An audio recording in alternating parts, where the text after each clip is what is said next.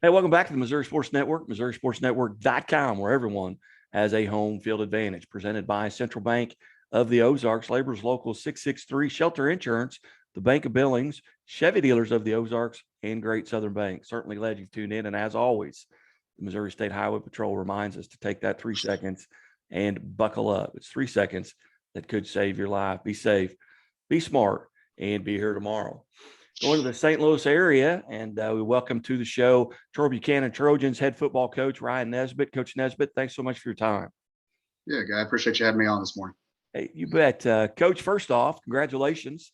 Back on October 16th, you became the all-time winningest coach at Troy Buchanan High School, of passing the late Rich Rhodes. And Coach, that had to be a special moment for you. Sure. It's been a fun run here at Troy, and so just thankful to be part of some good teams, and had a lot of good players and coaches that have been a part of it. So, hey, Coach, 7-2 this season. You're getting ready to go into districts where you're going to take on a Fort Zumwalt West team that you've already played just a couple of weeks ago. But sure. Put a bow on this season for the Trojans. What are you guys doing well right now? You're 7-2 and the 2 seed in that district. Yeah. Obviously we're playing well in all 3 phases. Offensively, we're scoring a lot of points and moving the football, averaging just over 49 points a ball game, and just over 430 yards of offense.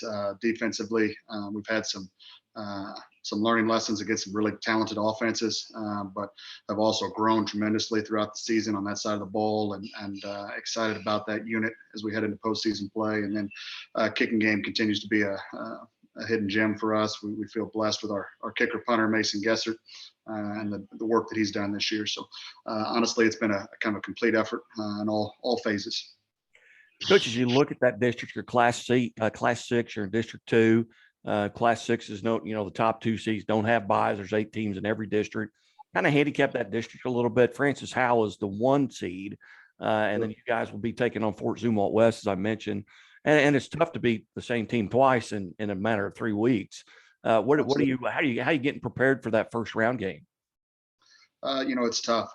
It's fortunately, through 8 years of being a head coach, I've been in this situation, playing the same team twice. This is our 3rd time. It's 4th time actually, in 8 years. So normally I've been on the other side of it, where we've gotten beaten regular season and trying to find a way to do some things different. So just trying to, it's going to be tough to recreate what we did offensively in that ball game. We played them 13 days ago. Just trying to get off to a fast start and continue to play good football, but just trying to grow and become a better football team each week. As you look at that district, just top to bottom, very tough with Francis out the top, kind of handicap that district. Have you had opportunities to see a lot of those teams in your district? Yes and no. Obviously we're very familiar with Zumwalt West and how we see those guys yearly in conference play. We've got a couple new ones. In the past few years, we've been more with Kansas City side and Mid-Mo, with Blue Springs South, Hickman High School, and Rockbridge, et cetera. So this year, getting a few new faces, and Hazelwood Central, who's obviously an incredibly talented football team, and Pattonville and their history of football, and obviously Timberland as well in our league. But so got a few new faces, but it's a competitive district for sure.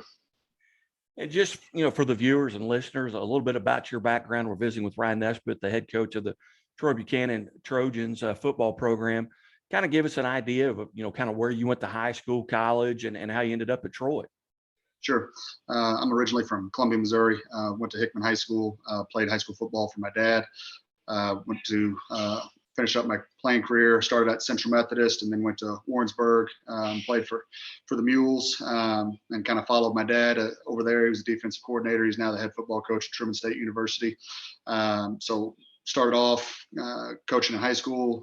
Have had a few stops, but Higginsville was my first as a student teacher, but coached for Lafayette County. My first coaching job, my first teaching job was Bowling Green, just up the road. And then I went to Hickman, back to my alma mater for 3 years as a defensive coordinator before getting the job here for the last 8. So outstanding. What are you guys doing right now, kind of as you get prepared here, for this week 10 district game? Are you healthy? And what are you doing to kind of get prepared?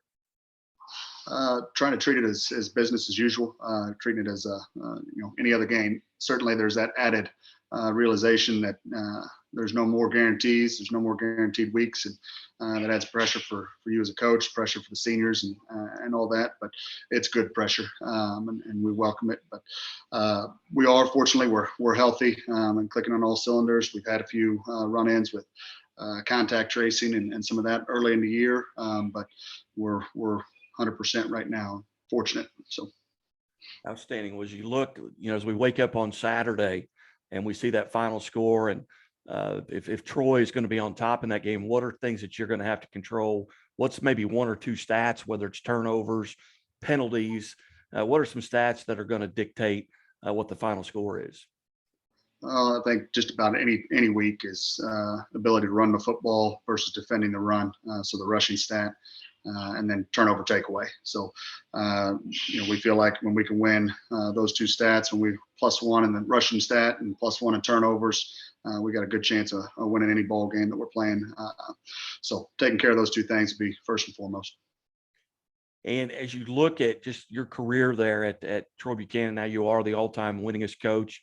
It had to be a special moment when Coach Rhodes' family comes out, to recognize you. What was that like, and what did that mean to you as a coach?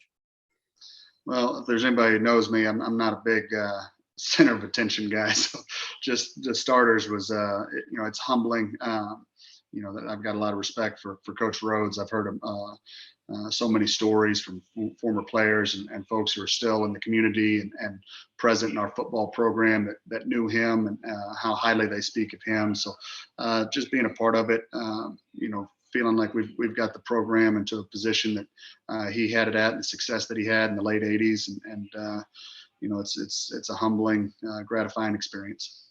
Outstanding. Well, Coach Nesbitt, again, thank you so much for being generous with your time here as you're preparing, for a Week 10 district game, and maybe as you go on, and maybe we'll get an opportunity to visit again and talk about that Week 11 game or that Week 12 game. Sure. Well, I appreciate you taking time and reaching out and having me on. So you bet. Thank you. You bet. Yep. You're listening to and watching Missouri Sports Network here, MissouriSportsNetwork.com, where everyone has a home field advantage, and keep it right here